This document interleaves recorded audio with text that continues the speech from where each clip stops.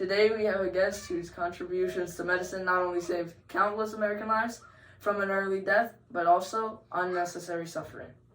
We traveled back to the 1960s to St. Petersburg, Florida, to bring you Florence Seibert.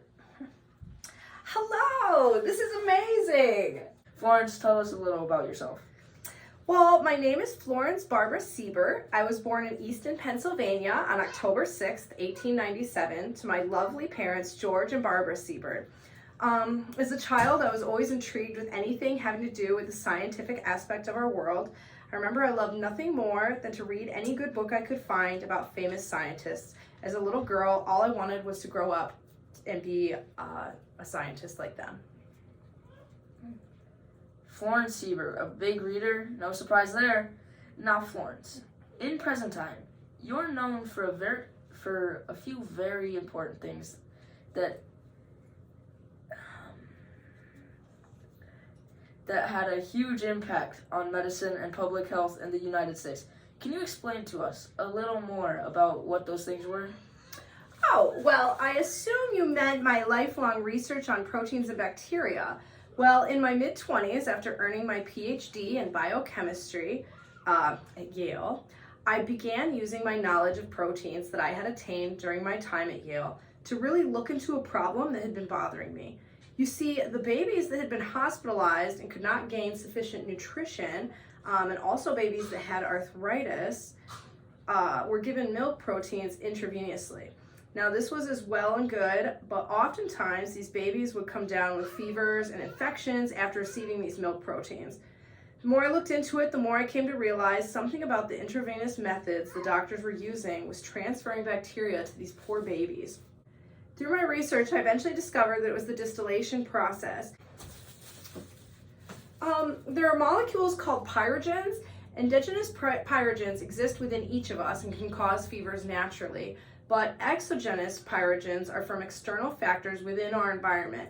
These pyrogens are essentially toxins produced by different kinds of bacteria or viruses.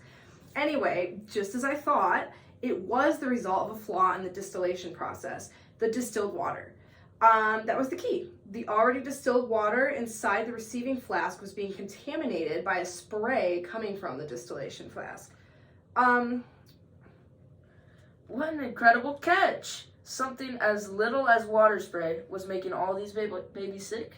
It was. Bacteria is so small, these pyrogens are so tiny, people often underestimate the effects they can have and how easily they can spread. So you've solved the mystery of the unknown fevers. Now what? Well, I ended up creating my own kind of trap to catch any contamination during the distillation process. Eventually, my sterile distillation process was picked up by the Food and Drug Administration, the National Institutes of Health, and every other manufacturer of intravenous injections. Not only that, Florence, but in present day, we credit you with the ability to accomplish safe blood transfusions as well because of your sterile distillation method. You don't say! I do say, but onto your other contribution to U.S. medicine, please tell us about your research to tuberculosis. Consumption. Yes, during my time, a man named Robert Koch came up with the means to produce a skin test for tuberculosis that could tell doctors whether or not someone was afflicted with the disease. Unfortunately, Robert Koch's skin test was very unreliable and oftentimes gave doctors false negative results, leaving infected patients to wander the streets and infect many, many others. As much of my research dealt with proteins, I eagerly dove in to try and find a better answer to detecting tuberculosis more reliably. Again, with the proteins. You weren't kidding. My specialty. Well, my friend Dr. Edmund R. Long at the University of Chicago and I received a grant from the National Tuberculosis Association to find the answers to this problem. What we found was the active agent in Robert Koch's tuberculin was a protein. So the bacterium responsible for tuberculosis is actually called Mycobacterium tuberculosis. Once we knew the key to a reliable TB test was the protein, all we had to do was figure out a way to separate and purify that protein for use.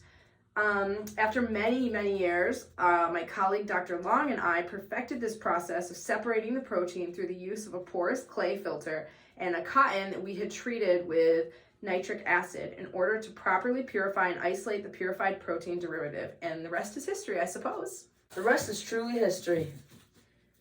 TB tests are actually still used to this day.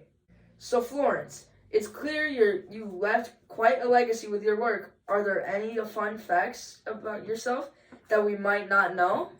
I was indicted into the National Women's Hall of Fame in 1990. That was huge for me. I also wrote a book about my life called Pebbles on the Hill of a Scientist in 1968. Very interesting facts indeed, Florence. Do you have any parting words for our viewers?